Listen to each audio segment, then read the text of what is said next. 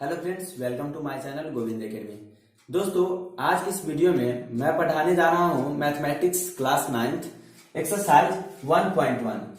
तो दोस्तों, पहला क्वेश्चन है, क्या शून्य एक परिमेय संख्या है? तो हम पहले ये जानेंगे कि आखिर परिमेय संख्या कहते किसको है। परिमेय संख्या वो संख्या होता है जिसे हम p/q के रूप में लिखते हैं, जहां q नॉट इक्वल टू 0 होता है। तो अगर q नॉट इक्वल टू 0 होगा, मतलब q अगर 0 के बराबर नहीं होगा, तो आखिर क्या होगा?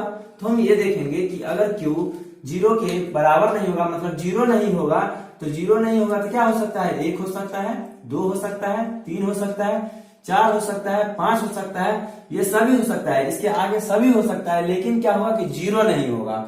तो दोस्तों, क्वेश्चन आपका कह रहा है क्या शून्य एक परिमेय संख्या है? मतलब ये बोल रहा है क्या हम शून्य को p/q के रूप में लिख सकते हैं? p/q के रूप में लिख सकते हैं। यस, शून्य को हम p/q के रूप में लिख सकते हैं। कैसे? तो देखिए, शून्य क्या है? p के बराबर है। तो यहाँ पे देखिए शून्य मतलब 0 लिख देंगे, और 0 बटा देखिए 0 क्या होगा? ये q जो होगा वो क्या होगा? 0 नहीं होगा। तो 0 नहीं होगा तो क्या होगा? 1 होगा। तो 1 लिखे। फिर हो गया e, फिर ये जो बराबर जो होगा तो क्या होगा? 0, फिर क्या लिख सकते हैं हम? 2 लिख सकते हैं। फिर क्या होगा? 0 बटा 3 लिख सकते हैं, बराबर क्या होगा? 0 बटा 4 लिख सकते हैं। देखिए, इसका जो वैल्यू आएगा 0 बटा 1, वो क्या हो गया? 0 हो गया। फिर क्या हो गया? 0 बटा जो 2 का वैल्यू आएगा वो भी 0 होगा। फिर 0 बटा 3 का वैल्यू आएगा वो भी 0 होगा। 0 बटा 4 का जो वैल्यू आएगा वो भी 0 ही होगा आपका। तो दोस्तों देखिए, क्या हम 0 को p/q के रूप में लिखे हैं, तो क्या ये इसका आंसर 0 आया है? हाँ, ये तो आ गया। तो आप डायरेक्ट इसको आंसर में आप लिखिएगा कि 0 p/q के रूप में लिखा जा सकता है, और इसका आंसर होगा 0 बटा 1 बराबर 0 बटा 2 बराबर 0 बटा 3 बराबर 0 बटा 4। यानी कि q जो है वो 0 के बराबर नहीं होगा। तो 0 के बराबर नहीं होगा तो किसके बराबर होगा? तो 1 के बराबर होगा, 2 के बराबर होगा, 3 के बराबर होगा, 4 के, इसी तरह से बहुत सारे संख्या के बराबर होगा। तो इसी तरह से हम 0 को p/q के रूप में लिखे हैं।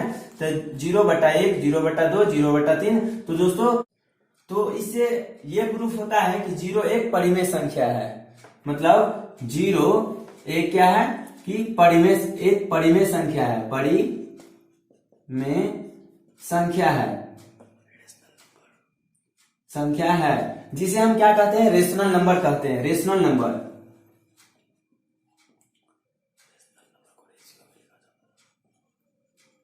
रेशनल नंबर कहते हैं। और रेशनल नंबर कहां से आता है? तो वो रेशियो से आया है, रेशियो से आया है। अब रेशियो हम किस लिए? तो रेशियो का मतलब होता है क्या? बट्टा होता है।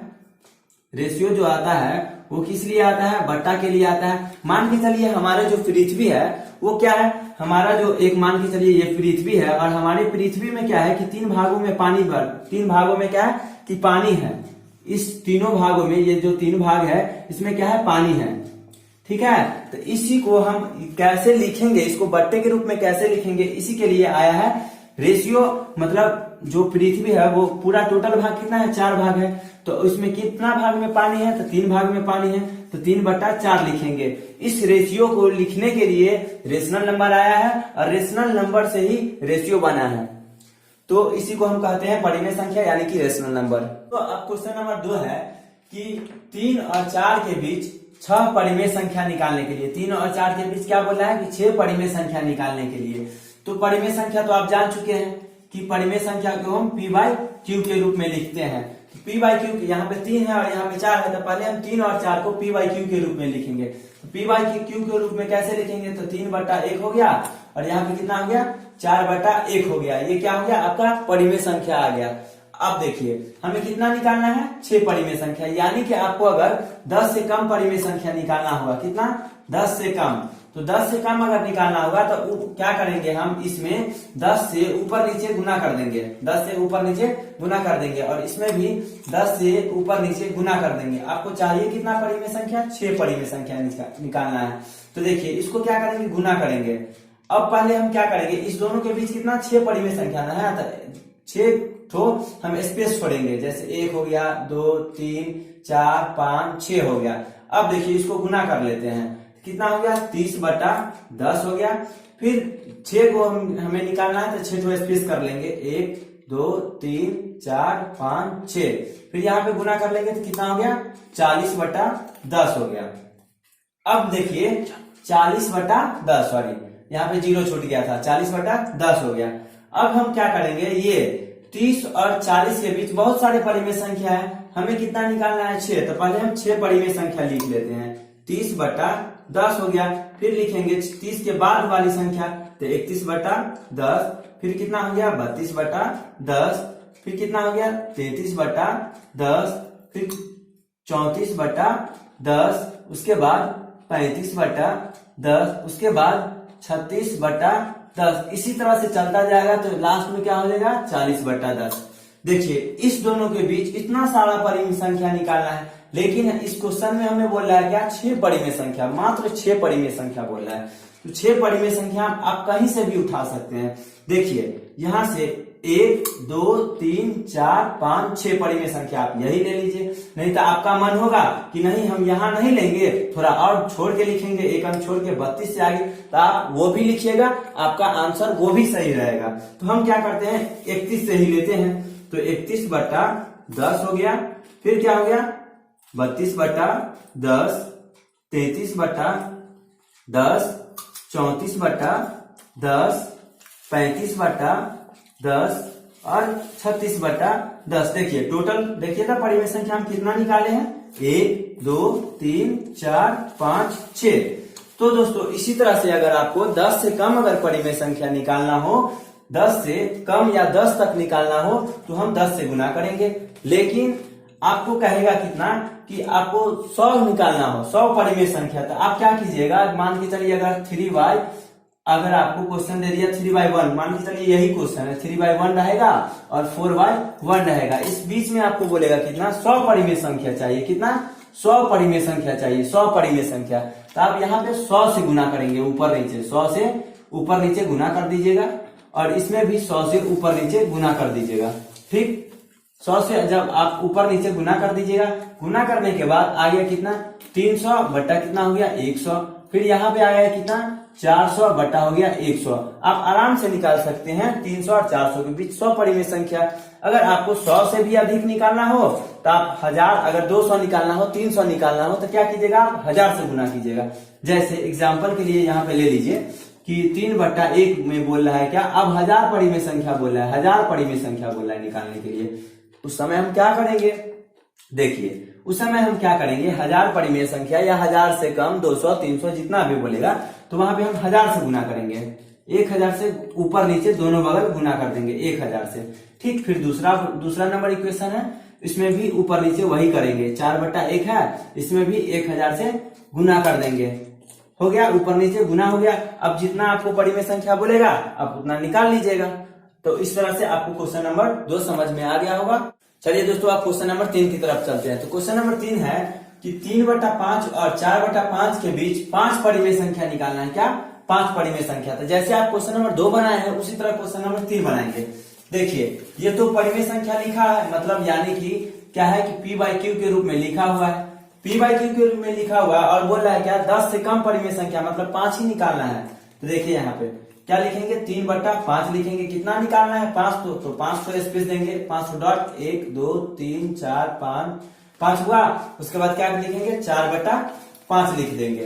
अब देखिए 10 से हमें जब कम निकालना हो या 10 निकालना हो तो क्या करेंगे 10 से ऊपर नीचे गुना कर देंगे, 10 से ऊपर नीचे दोनों में गुना करेंगे। ठीक, तो 10 से जब हम ऊपर नीचे गुना कर देंगे, यहाँ पे 10 से जब हम ऊपर नीचे गुना किए तो क्या आ गया, यहाँ पे देखिए गुना कीजिए तो कितना आ गया 30 बट्टा कितना आ गया 50 आया।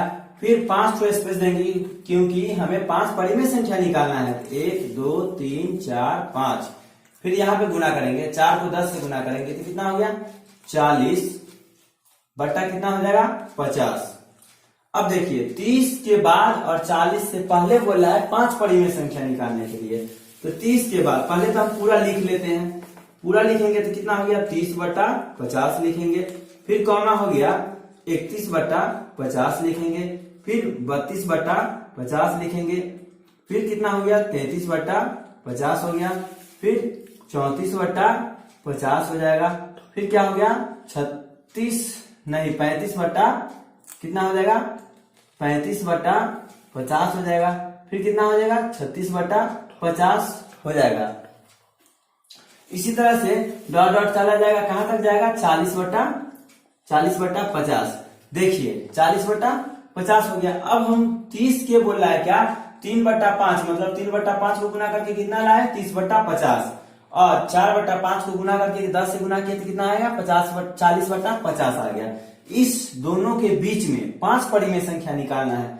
तो आप किसी को ले सकते हैं 5, हम इसको ले लिए, इसको ले लिए, इसको ले लिए, इसको ले लिए, इसको ले लिए, तो कितना हो गया 1 2 3 4 और ये हो गया 5 परिमेय संख्या। तो आप डायरेक्टली आंसर लिख सकते हैं 31/50। फिर कितना हो गया 32/50। फिर कितना हो गया 33/50, 34/50, फिर 35/50 हो जाएगा। कितना परिमेय संख्या हो गया आपका 1 2 3 4 5। तो आप यहां से 5 ही निकालना है तो आप 5 लिख लीजिए, अगर 6 निकालना होगा तो 6 लिखिए, 7 निकालना है 7 लिखिए। तो इस तरह से हो गया।